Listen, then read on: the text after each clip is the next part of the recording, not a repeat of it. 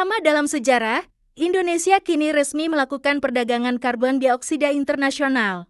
Ini merupakan langkah Indonesia dalam menjawab ancaman iklim global yang tidak menentu. Pada pertemuan G20 di Bali lalu, negara-negara lain juga sudah sepakat untuk menyongsong industri hijau dengan cara perawatan hutan dan tanaman. Hal ini dimanfaatkan dengan baik oleh Indonesia sebagai pemilik hutan paru-paru dunia yang menghasilkan karbon terbanyak untuk udara dunia. Indonesia memanfaatkan dengan baik penjualan udara ini dengan nilai fantastis seperti diungkapkan Presiden Jokowi.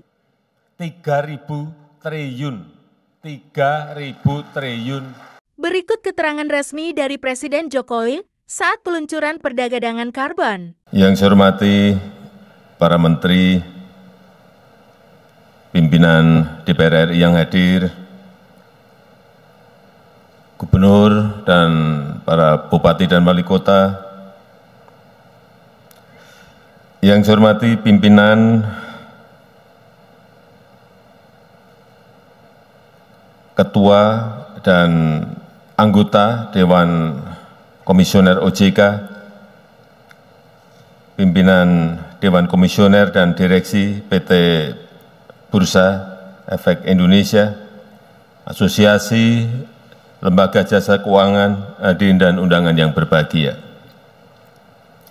Pertama-tama saya ingin mengucapkan selamat kepada OJK, BEI, dan kementerian terkait atas peluncuran bursa karbon pertama di Indonesia.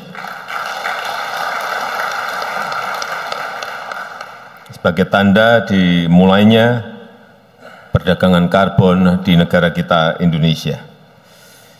Ini adalah kontribusi nyata Indonesia untuk berjuang bersama dunia melawan krisis iklim, melawan krisis perubahan iklim, di mana hasil dari perdagangan ini akan direinvestasikan kembali pada upaya menjaga lingkungan, khususnya melalui pengurangan emisi karbon.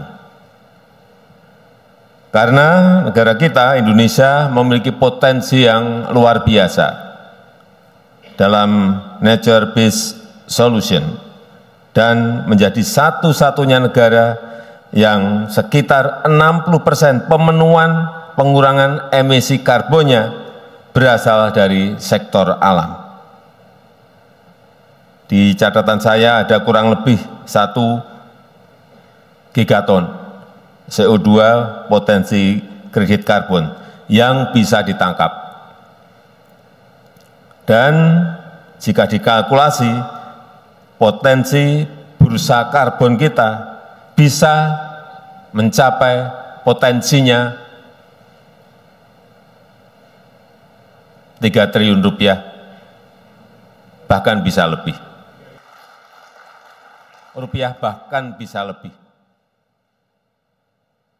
Sebuah angka yang sangat besar.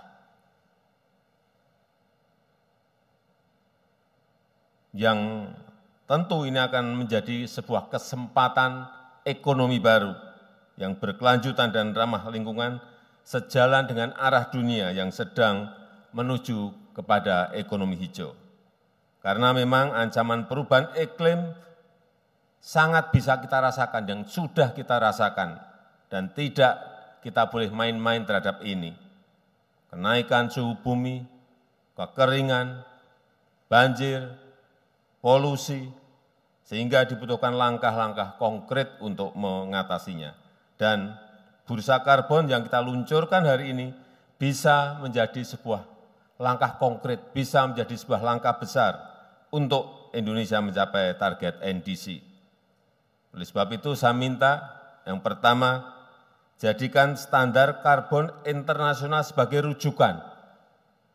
Manfaatkan teknologi untuk transaksi sehingga efektif dan efisien. Yang kedua, harus ada target, harus ada timeline, baik untuk pasar dalam negeri dan nantinya pasar luar negeri atau pasar internasional. Segera masuk ke sana. Yang ketiga, atur dan fasilitasi pasar karbon sukarela sesuai praktek di komunitas internasional dan pastikan standar internasional tersebut tidak mengganggu target NDC Indonesia. Saya sangat optimis Indonesia bisa menjadi poros karbon dunia, asalkan langkah-langkah konkret tersebut digarap secara konsisten dan bersama-sama oleh seluruh pemangku kepentingan, baik oleh pemerintah, oleh swasta, masyarakat, dan bersama-sama dengan stakeholders lainnya. Saya rasa itu yang ingin saya sampaikan, dan dengan mengucap Bismillahirrahmanirrahim, Bursa Karbon Indonesia saya luncurkan pada hari ini.